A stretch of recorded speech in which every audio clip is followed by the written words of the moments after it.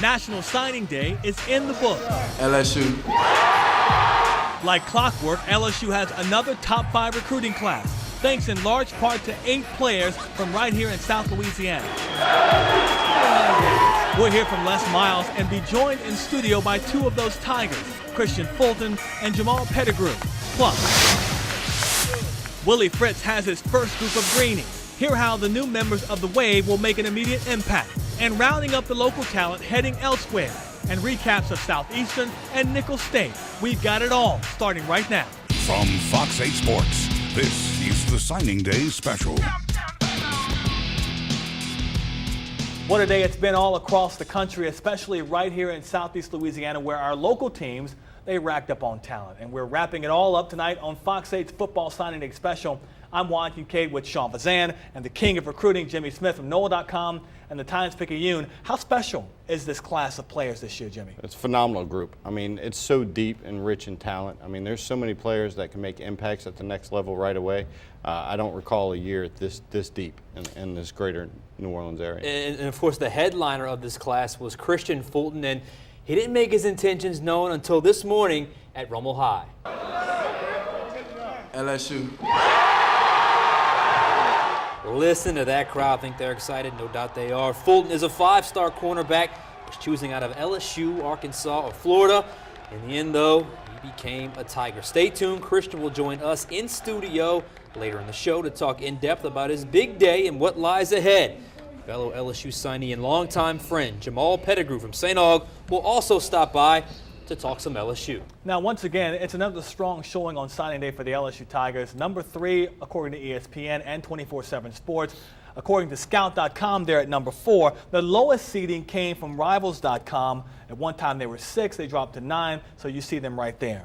Jimmy, at one time, LSU did have the top class in the country. That was probably about 3 o'clock this afternoon, and things all of a sudden changed. But when you look at how this team finished the year last year, or the season as a whole, it's quite the rebound for the Tigers. Yeah, and I mean, it's really not how they close, it's really keeping it together, what they already had, you know, and what they've gone through since November.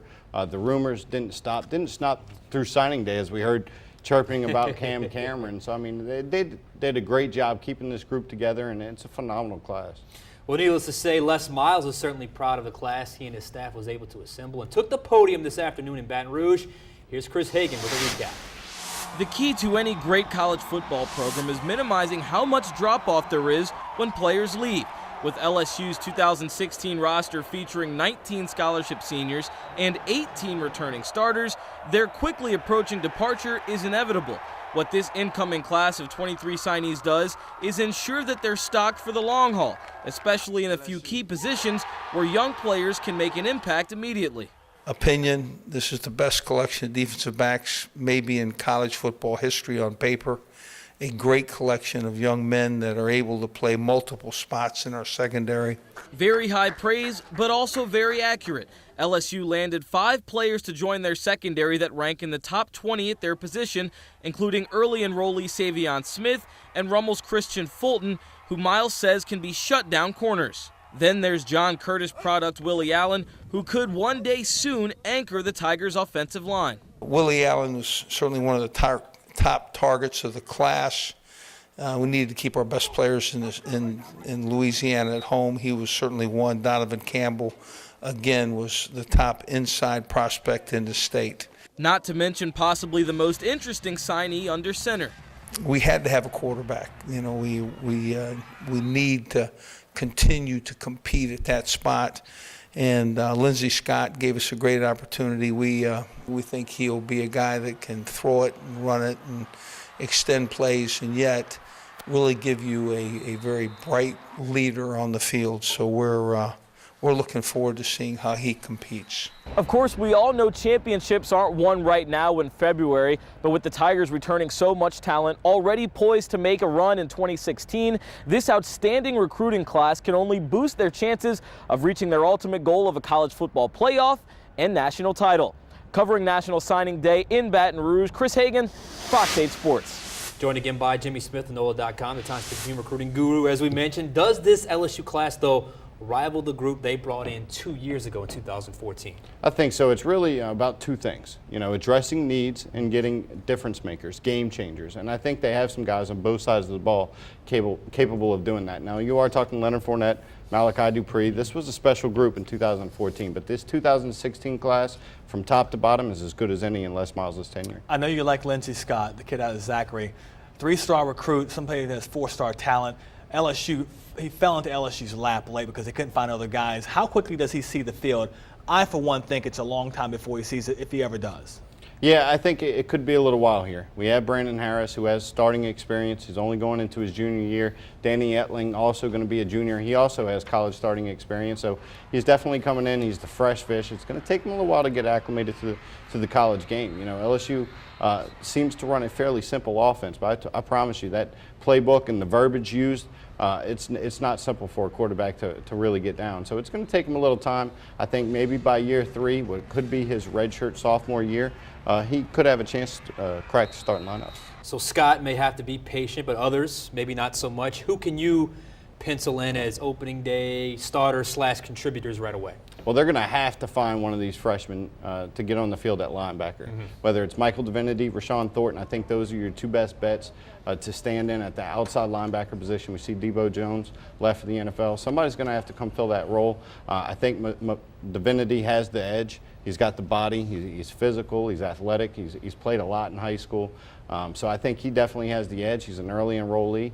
I think he comes in early. Rashard Lawrence from Neville, defensive tackle. Might be hard to crack that 2-deep rotation, returning all that they have, but he's an impact player, and I think they're going to find a way to get him on the field. And offensively, Drake Davis from IMG Academy. You don't find specimens like this too often. Yeah. They're going to find a way to get this kid the ball. Here's the thing. When you have such a good class, you can't get everybody. And LSU this year, again, didn't get all the great players. Some of those guys escaped the state, like Shyheim Carter. Of course, Michael Jones played at Patterson. He went to Oklahoma along with Chance Sill from Calvary Baptist. He went to Oklahoma as well. Clyde Chris from Warren Easton. He is going over to the University of Texas A&M. And Briston Guidry, offensive lineman from Rummel. He's heading to Arkansas.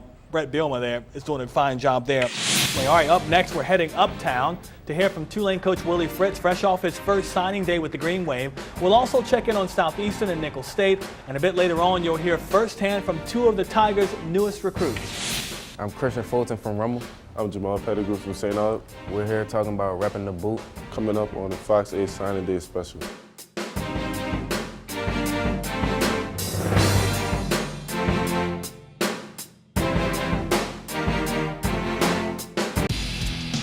Watching Fox 8 Football Signing Day. For the last few weeks, it's been known as Fritzmas season amongst Tulane fans. Today, it was Fritzmas Day. Indeed, first-year head coach Willie Fritz has made a significant impression with this first recruiting class. And for the first time in a long time, optimism reigns uptown. Go Wave. The Willie Fritz era at Tulane officially began with a bang. In all, 22 players make up his inaugural class, which features 10 on offense, 11 on defense, and 1 specialist. 4 of those were among ESPN's top 100 position players. Well, most coaches will tell you they don't care about stars or lists, and normally those are the coaches who sign guys who aren't on any lists or don't have any stars. The group is also very diverse. Geographically, 6 states were represented, including 5 from Alabama and Georgia, and 6 from Louisiana, a number Fritz admits is low, but hopes to increase. Well, I'd like for that to be quite a bit more in the future. Obviously, recruiting, a lot of it has to do with relationships, and trying to build relationships in a short period of time is difficult to do. But I've been very, very impressed with the talent level in the state of Louisiana. But what they lacked in quantity from the Pelican State, they made up for in quality. The class's headline player is Trey Jackson from University High in Baton Rouge, a 4-star recruit who can play it all: offense, defense, and special teams. The only question is, where will he play in college? I told him about a week or 2 ago, Trey, I'm not quite sure where to play yet. He said, Coach, he gave me the good answer that I want to hear is, Coach, I'm going to do whatever you need me to do and wherever you think that'll help the team out. So, that'll be a learning curve with him. There were some challenges to creating such a coveted group, like time. In Fritz's case, not enough of it. He didn't take the Tulane job until mid-December, which means he and his staff had to work overtime to find the right type of student athlete to fit him and his new school. We're very happy with the class. We think it's a very talented class. One of the things when you go out, we want to be careful about, not taking a guy, like I've said before, athletic ability, but also we want to make sure that they're the right kind of student for Tulane, and they're also the right kind of character for the city of New Orleans.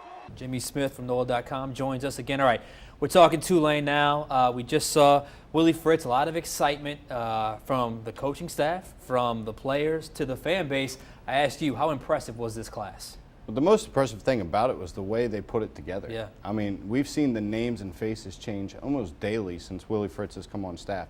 He knows what he wants, he knows what he's looking for, and he really came in and brought in a lot of out-of-state talent. We've seen Tulane built from primarily New Orleans area prospects over the years. This guy brought in kids from Georgia, from Florida, and they just started coming out of nowhere. And as a reporter, it was really hard to keep up with. So just the way he's going about building this class and the little time he's had, really impressive. And when you look at the group as a whole, there's some big hitters in that group. Well, did anyone stand out for you in that class? Yeah, I really love Lawrence Graham, a middle linebacker out of South Florida, American Heritage Plantation, one of the prestigious programs in all of South Florida. Was talking to his coach, Patrick Surtain, New Orleans native, and he speaks very highly of this kid. When you watch him on film, he's a football player. So I really love Lawrence Graham, Trey Jackson from U-High, both of them outstanding football players. It should be interesting to watch Tulane in 2016 and beyond. Jimmy, thank you. Thank you. Up the road in Hammond, Southeastern coach Ron Roberts is a firm believer that this year's class is good enough to help the Lions rebound from a disappointing 4-7 season last year. Roberts and his coaching staff skipped all across the state of Louisiana, grabbing 9 players from the Pelican State, 4 from Greater New Orleans. Overall, the Lions have 28 players coming in this fall, 7 of which enrolled back in January. They tell Fox 8 that they're still waiting on a couple more guys to sign on the dotted line, but all in all, Roberts is happy with the haul. We addressed a lot of our immediate needs at the break, and we got some guys who came in here at the midterm, 7 guys. So, this class was, again, a little bit of looking for a future of the program, and also looking for some guys that could make a huge impact and compete. And I think we got in the spots we needed. I think we did that. As for the Nicholls State Colonels, Tim Rebo's second recruiting class looks almost identical to his first a year ago. 26 players again, only this time 23 of the 26 kids are from Louisiana as opposed to all 26 being in-state last year. Still, it's a solid class, and it's led by Rummel quarterback Chase Forcade, who committed to the Colonels some time ago and followed through today, despite getting a late look-see from the University of Maryland. Of the 26 signees, 12 are on offense, 13 on defense, and the other is an athlete. 14 of their 26 signees are from New Orleans metro area, so Rebo identified his own backyard as a must for rebuilding this program. The coaches did such a great job and built those relationships all year, and it paid off. It started in the summer, and those guys wanted to be a part of it. And then the way we finished the season, we had a couple more commit right before Christmas. And I got to give it, those guys really honored their commitment. They stayed with it. All right, when we come back, it's been a busy day of putting pen to paper here in New Orleans. 2 of the newest Tigers, Christian Fulton and Jamal Pettigrew, are standing by to join us in studio and talk about their decisions and what lies ahead in Baton Rouge. Stay with us.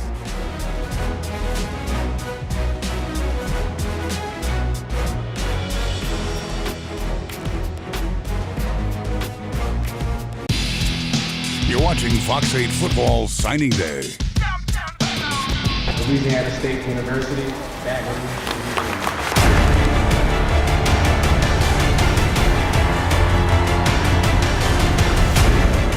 LSU.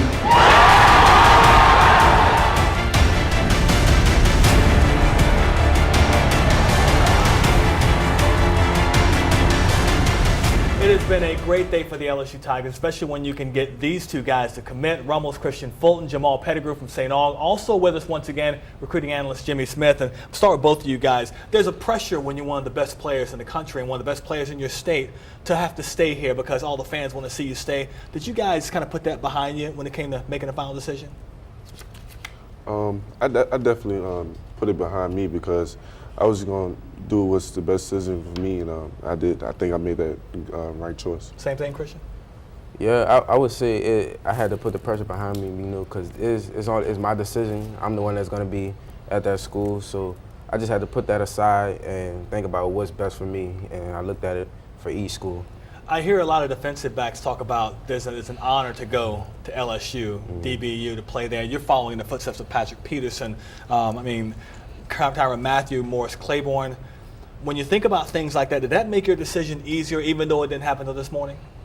No, because I can't base my decision on what people before me did. I got to look at how I fit in the system, you know, because LSU system might have not fit for me, even though they had a lot of great defensive backs there.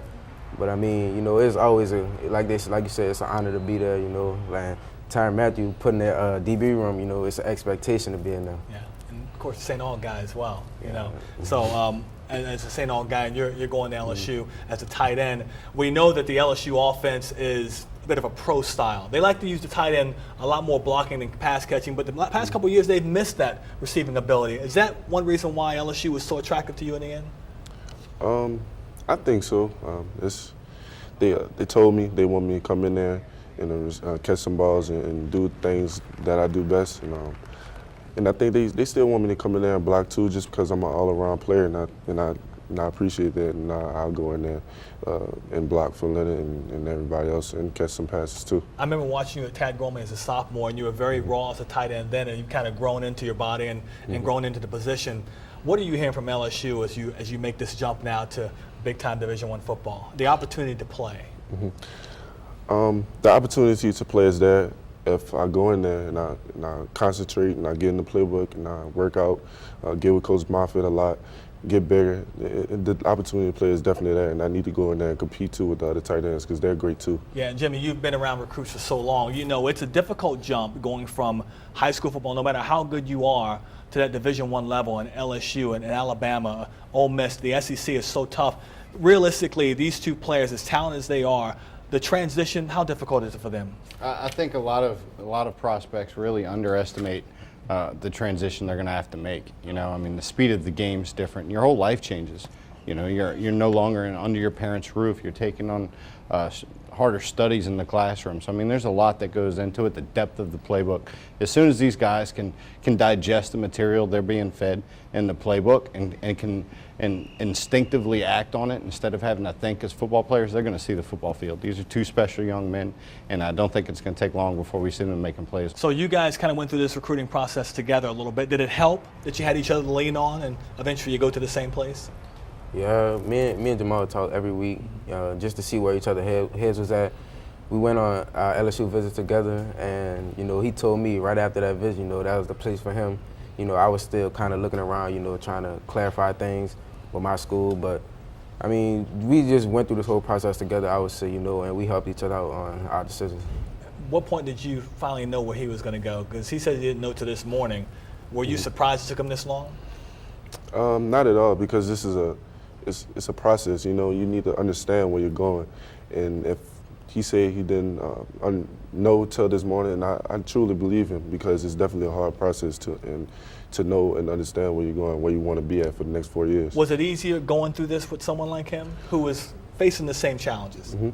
Definitely, because I get to talk to him, you know, every other day, every week, and ask him, you know, what you think about this and what's your opinion on this, and him getting back to me with those things, it helped me with my decision easier, because, you know, he'll give me his opinions and that can help me out. You guys have been to LSU games. You know how loud it gets on a Saturday night. Have you thought about the first time running out the tunnel?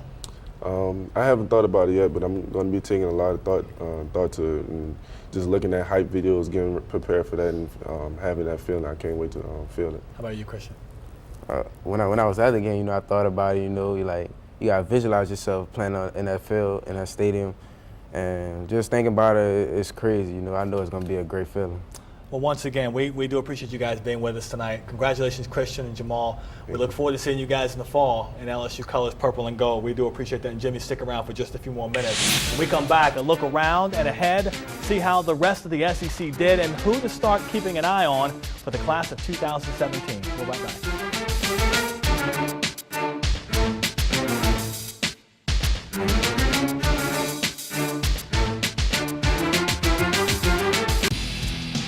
Watching Fox 8 Football Signing Day. All right, welcome back in. We know LSU landed a top 5 class, but how about their SEC competition? And we see a bunch of teams in that top 5. Of course, you've got Alabama. Some people would say they have the best recruiting class in the country. LSU at number 4 or 5, depending on which service. Ole Miss, Georgia, Auburn. Those 3 teams had top 10 classes, again, depending on which recruiting class and service that you like to follow on a daily basis. But Jimmy, I ask you, one of the things I'm seeing as a bit of a trend now it's developing, it's not just about LSU holding off Alabama, it's about LSU holding off Ole Miss and Arkansas, Texas A&M. If they start losing players to those teams, then Alabama is an afterthought because you can't keep losing the best players in the state to teams outside of the state. Yeah, I think, for Les Miles and staff, they'd like to have the best of both worlds, be able to build that national brand, going to states like Florida and Texas and pull their elite prospects while still having the fence around the state of Louisiana. Unfortunately, it's going to be increasingly difficult to do. We see Texas A&M, Arkansas, as you mentioned, some of these programs coming and grabbing just 1 or 2 guys here or there, but that's going to add up. And now with Frank Wilson no longer on staff, how long are they going to be able to have that fence around the state of Louisiana? I think that's a huge storyline to watch in the future. Speaking of the future, no time to rest when it comes to recruiting. Top Louisiana prospects for 2017. Linebacker Dylan Moses of IMG Academy, who's going to play there next year. Wide receiver Devontae Smith out of Amite. Bruce Jordan Swilling could play running back, could play linebacker out of Brother Martin. Quarterback Lowell Narcisse from St. James. Jimmy, that's a big name on the list. Quarterback Lowell Narcisse. For LSU, he decommitted from Auburn. Now is your chance to go out and grab this guy, right? It's a huge opportunity for them, right? Yeah, a big opportunity, and they really need to follow up this class with 1, if not 2, premier quarterbacks, in my opinion. Lowell Narcisse, coming off the knee injury, came back his junior year and really played well down the stretch. Surprised a lot of people when he initially committed to Auburn, has pulled back off of that commitment, but Frank Wilson played a role in that, and we're talking about the Frank Wilson factor here. And Cam Cameron has a good relationship with Narcisse, but he's going to have to really dig in and do it by himself here down the stretch. Really. Talk about recruiting all night long. Jimmy, appreciate you being with us once again. We do appreciate it. So now, Signing Day 2017, as you see, is on the clock, and Fox 8 will be your home for extensive coverage every step of the way. Big thanks to Christian Fulton and Jamal Pettigrew for making time for us on their big day. For Jimmy Smith and Sean Bazan, I'm Juan Kincaid. Thanks for joining us. Have a good night. This has been Fox 8 Football Signing Day.